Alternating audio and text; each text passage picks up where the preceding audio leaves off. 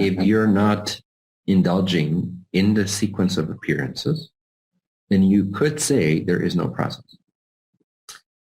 So if you are to stand firm or simply be convinced, naturally speaking, by firm I don't mean with a lot of effort, I mean with conviction, in the knowingness that what it is that fulfills you is true for you and it's accomplished and it will somehow be. In fact, in reality, it already is.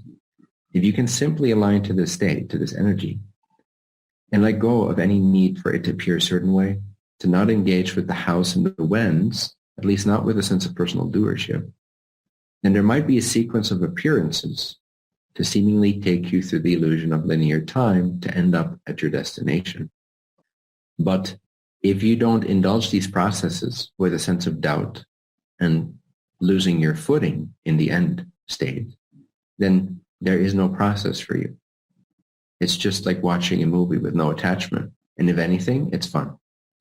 If anything, it's like fireworks. If anything, it's like, oh, wonder what this will lead in. Oh, I know how the movie is going to end. I just forgot how I edited the sequence of events. And I'm going to surprise myself to see how this intelligent law of attraction universal generator decided to generate the story so that it makes sense to everyone around me and maybe myself to some extent as well. But I know the end. I know how the movie ends. So let me just watch this unfold. And so you can sit there in a sense, or be there, or even interact with it, but with a sense of delight and freedom and confidence and certainty. Then you can say quite fairly that you are not processing. The process kicks in when doubt in the end result is allowed. Fine. But certain things like I know for sure, I know with certainty that that's what it is, that's what it's going to be and so forth. That's what feels good because you're speaking from that conviction. But then your attention or your focus dwindles into the conditions that you place upon it. I know it's challenging to enjoy the fruits of what you're feeling or what you're desiring, in this case, let's say Shambhala, to enjoy the fruits of that with an almost complete neglect for whatever is within the current frame of linear time. But that is the trick, to learn to enjoy the vision and the certainty of what is and let go all attachments. What is in terms of the desired reality that you know is. That's why I call it what is, because that's what truly is. When you know that that is what is, then that's all you need to know. Then you are in the other what is. And then the temptation to look at the limitations and to assume that these are conditions that need to be changed before that can be is simply the condition limiting thinker coming into play and altering your vibrations and giving you the sensation of doubt. As an example, that contains some of the vibrations that are not conducive to not having or not needing a process, but actually being in the state of the wish fulfilled.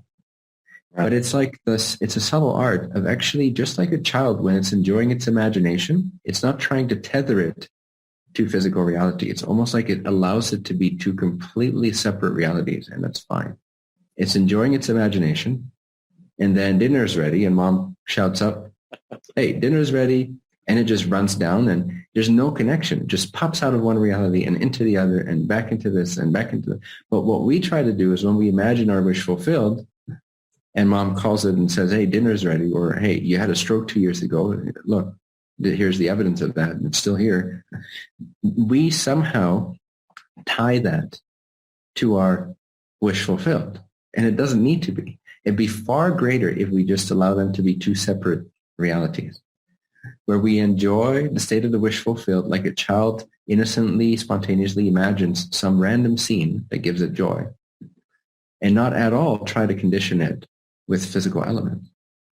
Let the state of Shambhala be the state of Shambhala. Let it exist for you. Let that be clear. It does exist, but appreciate it as already existent in its own domain. And then when your physical focus is more present and you got some logistics to take care of and your body is maybe a little sluggish that day, then let that be that. And don't try to place your desire into this reality. Yeah. Don't try to tie these two together. Just allow this one to be what it is in its own perspective, in its own respective reality, and kind of give all attachment back to God. Like be in this reality, be as non-attached as you can be. And in the state of Shambhala, well, you don't need attachment because you're in the wish fulfill. You're in certainty.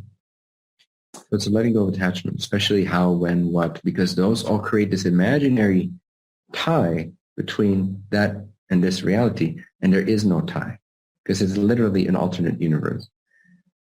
So then one more emphasis on what I just shared for everyone here also is see how much it takes the pressure off if you don't expect this reality to shift into that reality. What if you just allow them to be parallel realities? And in time, you can add a third, and you can add a fourth, and you can add a fifth, and truly experience yourself as a multidimensional, timeless, or at least nonlinear consciousness. And you can traverse between those different frequencies and tap from one into the other and not necessarily fixate on the one that is most physical right now as if that's the most real just because your physical senses are there. It doesn't mean that. Allow them all to coexist.